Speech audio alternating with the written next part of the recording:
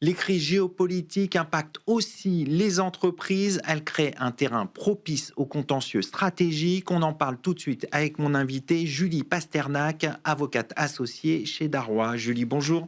Bonjour Arnaud. On va parler ensemble de l'impact des crises géopolitiques pour les entreprises.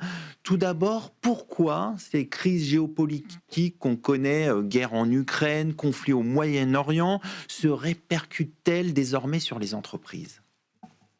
Ces crises se répercutent très vite sur les entreprises pour une raison plutôt simple, c'est que l'économie est désormais mondiale. Les entreprises sont très liées entre elles, évidemment. Et donc une guerre, des tensions énergétiques, une sanction, ça n'est plus localisé. Ça se diffuse immédiatement dans les chaînes d'approvisionnement, dans les coûts, dans les financements, dans les ventes de ces entreprises. Et ça peut donc avoir des impacts très concrets, des chocs même pour les entreprises directement. Des impacts de quelle nature? Alors ces chocs apparaissent en premier lieu dans les contrats, dans les relations d'affaires. Et je dirais que évidemment il y a plusieurs manières pour ces crises d'impacter ces relations d'affaires, mais on peut peut-être ici en noter, 2, ensemble. Il y a une manière qui est très directe, et assez classique. Un transport est interrompu, une usine est arrêtée et l'exécution du contrat, devient impossible. C'est une première manière et puis il y a des manières qui sont, plus indirectes avec des effets plus insidieux. Cette fois-ci, l'exécution du contrat demeure techniquement possible, mais son équilibre économique est, bouleversé et rompu. Les coûts explosent, la rentabilité diminue et une partie se retrouve en difficulté. Et ça, c'est effectivement quelque chose que l'on voit beaucoup dans ces moments de crise, que l'on voit aussi, ce sont des impacts dans les négociations contractuelles entre des parties. L'opération dont les parties discutent présente un intérêt, moindre, compte tenu de la crise. Et là, une des parties peut vouloir se retirer, se rétracter des négociations. Est-ce qu'elle va pouvoir le faire et suivant quelles modalités? Ça dépendra de l'avancement des négociations. Ça dépendra aussi du point de savoir si les parties ont encadré ces négociations, si des engagements ou des contrats ont été conclus dans le cadre de ces négociations. Vous savez qu'une négociation peut être ponctuée de différents engagements et contrats, de la lettre d'intention au contrat définitif qui lui-même peut encore être soumis dans sa réalisation à des conditions suspensives, à des conditions résolutoires. Voilà.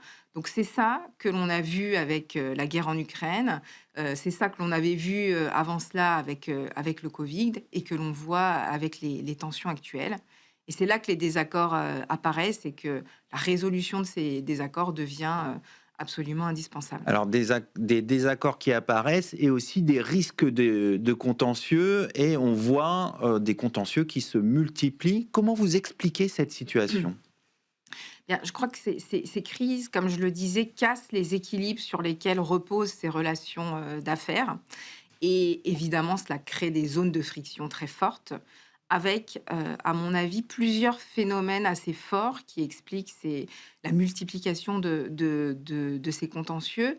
D'abord, il y a une multiplication des dépendances. Comme je le disais tout à l'heure, les entreprises à l'échelle mondiale sont très connectées. Ça veut dire quoi? Ça veut dire qu'une crise locale peut avoir des effets en cascade dans plusieurs pays et dans plusieurs, secteurs. On peut, peut-être aussi évoquer, la multiplication des outils juridiques, puisqu'on est là, pour parler de droit, évidemment. Des outils juridiques qui peuvent être actionnés dans ces situations de crise. Vous pensez à quels outils? Alors, il y a des outils qui sont tout à fait, classiques, des mécanismes légaux tels que la force majeure, par exemple, qui permet, à un contractant, faisant face à un événement extérieur irrésistible et imprévisible de suspendre ses, obligations. On peut également penser au mécanisme de la révision pour imprévision, article 1195 du code civil, qui est une des grandes nouveautés de la réforme, de 2016, qui commence un peu à dater et qui pour autant n'a pas été ou n'a été que très, très rarement appliqué. Ce mécanisme, vous le savez, Arnaud, permet au juge désormais de s'immiscer dans un contrat si les parties ont échoué à le renégocier sous certaines conditions, évidemment, très strictes, mais c'est vraiment très rarement, utilisé. Et au-delà de ces mécanismes légaux, bah, il y a aussi ce que prévoit le contrat. Et là, on peut avoir des clauses, très sophistiquées. D'abord des clauses qui aménagent ces mécanismes légaux, des clauses qui, vont préciser quels sont les cas de force majeure qui permettront à un contractant de suspendre ses obligations, des clauses qui vont, encadrer les renégociations, les rendre potentiellement obligatoires, expliquer quelles modalités vont être suivies par les parties pour tenter de renégocier, de trouver un accord et on peut avoir vraiment des clauses très, très détaillées. On peut aussi penser à des clauses, qui, visent à tenir compte d'un événement significatif défavorable, donc les fameuses Material Adverse, Change clauses ou Material Adverse Event clause, qui permettent là, d'obtenir une résiliation de plein droit du contrat si l'un des événements décrits par cette clause, intervient. Et ça peut viser notamment des cas de crise. Donc on voit qu'on a des outils qui sont, très nombreux, potentiellement complexes et sophistiqués. Et dans ces périodes de crise naissent les désaccords sur l'interprétation de ces clauses. Et c'est une deuxième raison de la multiplication de ces contentieux. Et puis je pense aussi qu'on peut, dans ce contexte assez général, signaler aussi la multiplication des cadres juridictionnels dans lesquels ces litiges vont être potentiellement traités, qui peut aussi être une source de complexité et de Pourquoi? multiplication. Alors parce que d'abord, on peut avoir des clauses contractuelles qui vont prévoir la compétence de telle ou telle juridiction, mais qui pour autant ne vont pas nécessairement empêcher radicalement et totalement d'autres juridictions d'être saisies. Et par d'autres juridictions, j'entends notamment des juridictions étrangères. Un contrat peut, dans son exécution, concerner plusieurs États. Et il peut effectivement, dans le cadre de la résolution de ces contentieux, se trouver qu'une juridiction va être saisie en France, par exemple, mais qu'une autre sera compétente à l'étranger pour un autre morceau du contentieux. Et peut-être que les clauses de concurrence, de non-compétence qui ont été stipulées ne seront pas appliquées dans certains pays, mais seront dans l'autre. On peut aussi avoir une concurrence entre des clauses d'arbitrage et des clauses qui attribuent compétence aux juridictions étatiques ou alors à la compétence des juridictions étatiques. Des contradictions, on voit ça souvent entre les clauses qui sont stipulées dans les différents contrats qui composent un ensemble contractuel. Donc la réalité, c'est que les sources de contentieux et la multiplication de ces contentieux dans ces périodes-là sont Nombreuses. nombreuses. Pour Absolument. terminer rapidement, en quoi les modes de résolution des contentieux sont un outil de stabilité du lien d'affaires, du lien économique?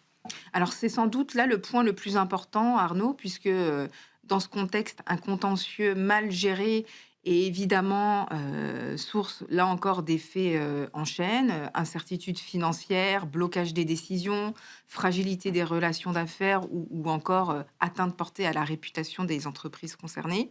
Et à l'inverse, une résolution efficace qui peut être judiciaire ou négociée de ces conflits va permettre de contenir ces effets.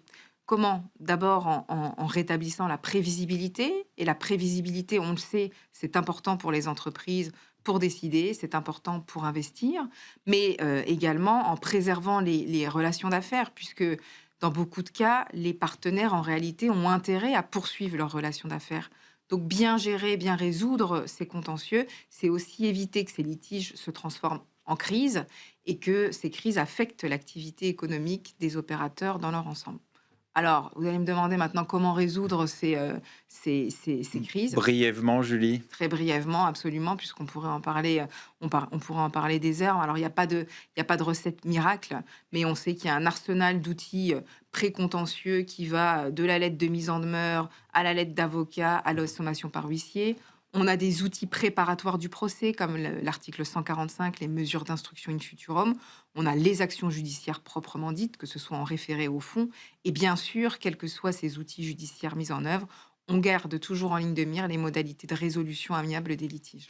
On va conclure là-dessus. On voit qu'il y a plein d'outils de résolution des contentieux. Merci Julie Pasternak, avocate associée chez Darrois. Merci Arnaud. Tout de suite, on va s'intéresser, toujours en période de crise, mais à un autre angle, aux salariés bloqués à l'étranger suite à des crises géopolitiques.